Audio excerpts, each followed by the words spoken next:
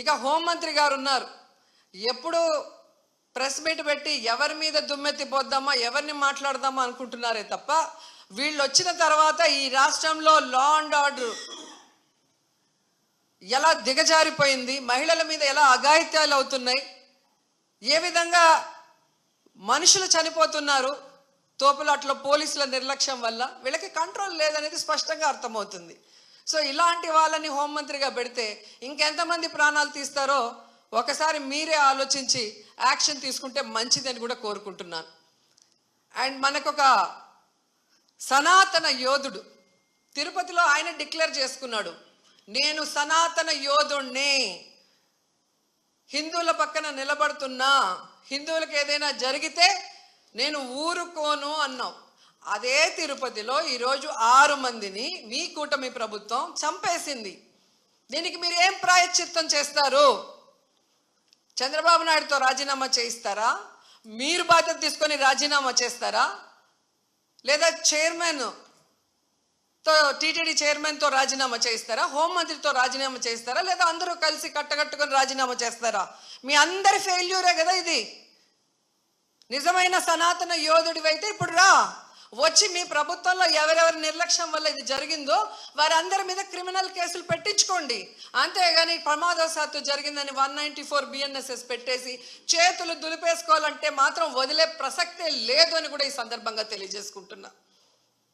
And Chandrababu Naidu ఆయన leg మహత్యం ఏంటో కానీ ఆయన ఎప్పుడు అధికారంలోకి వస్తే అప్పుడు ఈ రాష్ట్రంలో మనం ఎన్నో చావులు చూడాల్సి వస్తుంది.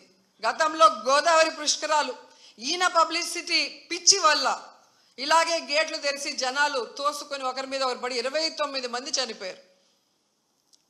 మొన్న ముఖ్యమంత్రి అయిన వెంటనే ఈయన నిర్లక్ష్యం వల్ల, ఈయన వైఫల్యం వల్ల దాదాపుగా విజయవాడ వరదల్లో 60 మందికి పైగా చనిపోయారు. మళ్ళీ ఈరోజు చిత్తూరు జిల్లా కుప్పంలో ఉండగానే 6, 7, 8 ఉండి పోలీసులందరినీ తిప్పుకొని ప్రజల్ని గాలికి వదిలేశారు. మానిటరింగ్ లేదు. ఎన్ని లక్షల మంది వస్తున్నారు, వీళ్ళకి ఏం సదుపాయాలు చేశారు, వీళ్ళకి ఎలా టోకన్స్ ఇస్తున్నారు, ఎక్కడ క్యూ లైన్స్ ఇచ్చారు అనేది ముఖ్యమంత్రి పట్టించుకోడు, చైర్మన్ పట్టించుకోడు, ఎస్పీ, కలెక్టరు, అలాగే ఎండోమెంట్ మినిస్టర్ ఎవరు పట్టించుకోరు. బాగా జరిగితేమో మా గొప్పతనం 30 years ఇండస్ట్రీ, 40 years ఇండస్ట్రీ అని గొప్పలు చెప్పుకుంటారు. లేదు అంటే గత ప్రభుత్వ వైఫల్యం లేదా అఫీషియల్స్ వైఫల్యం అని ఎప్పుడు ఎవరో ఒకరి మీద దుమ్మెత్తి తప్పించుకోవాలన్న ప్రయత్నం చేస్తున్నారు. ఒక అసమర్థుణ్ణి ఈరోజు ఎస్పీగా పెట్టడం జరిగింది, ఒక కలెక్టర్ని అక్కడ కలెక్టర్గా పెట్టారు. వీళ్ళెవరికి భక్తుల మీద ప్రేమ లేదు, అభిమానం లేదు, వాళ్ళకి సర్వీస్ చేయాలన్న మైండ్ సెట్ కూడా లేదు. ఎంతసేపు చంద్రబాబు నాయుడు చుట్టూ తిరుగుదామా, ఆయనకి భజన వేస్తే చాలు అనుకున్న కార్యక్రమం మనం 6, 7, 8వ తారీఖున చూసాం.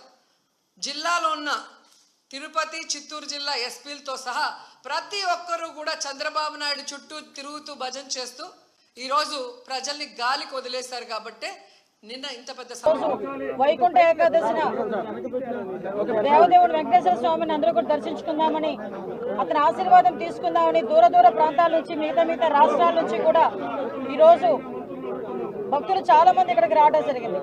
అదే విషయం ఏంటంటే ఇది చాలా దురదృష్టకర సంఘటన. ఎందుకంటే టీటీడీ ఈసారి లక్షలాది మంది ప్రజలు వస్తారన్న సంగతి తెలిసి చాలా ఏర్పాట్లు కూడా చేస్తున్నారు.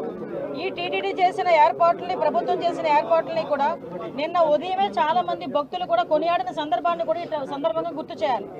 నిజంగా ఒక దురదృష్టం. ఒక ప్రాణాన్ని కాపాడబోయిన సందర్భంలో జరిగిన సంఘటన అక్కడ తొక్కిసలాట జరిగింది. దురదృష్టవశాత్తు సుమారుగా 5గురు ఒక చోట, 6గురు ఒక చోట కూడా చనిపోవడం, ఒకరు ఒక చోట, 5గురు ఒక చోట, ఒకరు ఒక చోట చనిపోవడం జరిగింది. ఓవరాల్గా 6గురు చనిపోవడం జరిగింది. ఆ 6గురిలోని కూడా ఎక్కువ మంది మన విశాఖపట్నం ప్రజలు, వాసులు కూడా ఉండటం నిజంగా చాలా బాధాకరం.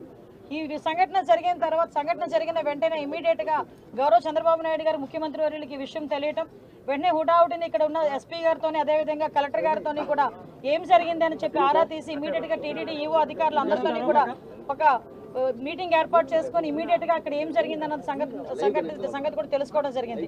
ఇంకా ఫర్దర్గా జరగకుండా, ఎటువంటి ప్రాణ నష్టం జరగకుండా అక్కడ గాయపడిన ప్రతి ఒక్కరిని కూడా ఆసుపత్రికి తరలించి మెరుగైన వైద్యం అందించే వరకు కూడా మీరు అక్కడే ఉండాలని చెప్పి వాళ్ళందరికీ కూడా ఆదేశాలు ఇవ్వడం జరిగింది. తర్వాత ఎటువంటి ప్రాణ నష్టం కూడా జరగలేదు.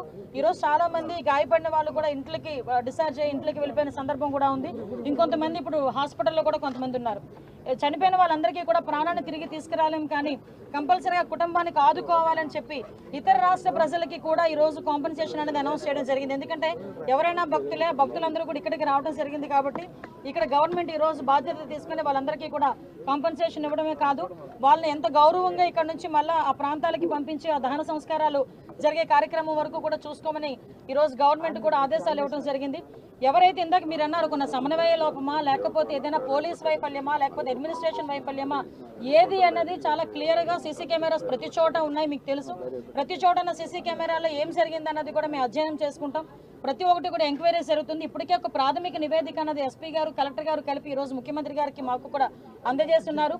బాధ్యులు ఎవరైనా కూడా బాధ్యతారహితంగా పనిచేస్తే వాళ్ళ మీద ఎట్టి పరిస్థితులను కూడా చర్యలు ఉంటాయి, కంపల్సరీగా ప్రభుత్వపరమైన చర్యలు ఉంటాయి, అందులో కూడా వెనకాడే పరిస్థితి లేదు. ఫర్దర్గా ఇటువంటి సంఘటనలు జరగకుండా చూసుకునే బాధ్యత కూడా తీసుకుంటాం. ఎప్పుడు లేని విధంగా ఎప్పుడు ప్రతిసారి వస్తూనే ఉంటారు లక్షలాది మంది ప్రజలు, ఇంకొంచెం ఇంకా చాలా ఎక్కువ మంది వచ్చారు, దానికి తగ్గట్టుగానే ఈ రోజు అన్ని ఏర్పాట్లు కూడా చేసుకున్నాం.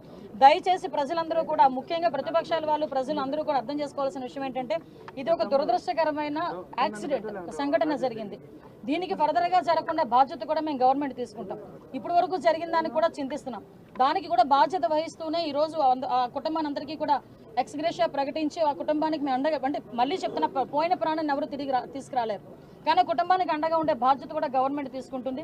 ప్రతి ఒక్కరు కూడా అర్థం చేసుకోవాల్సిందిగా, భక్తులందరూ కూడా సమన్వయం చేసుకోవాల్సిందిగా అందరినీ కూడా కోరుకుంటున్నా. లక్షలాది మంది ప్రజలు వస్తారు, అందరూ వైకుంఠ ఏకాదశిని దర్శనం చేసుకుందాం అనుకుంటారు. టీటీడీ కూడా ప్రకటించింది 9 రోజులు కూడా ఉత్తర ద్వార దర్శనం ఇస్తామని చెప్పి టీటీడీ కూడా ప్రకటించడం జరిగింది.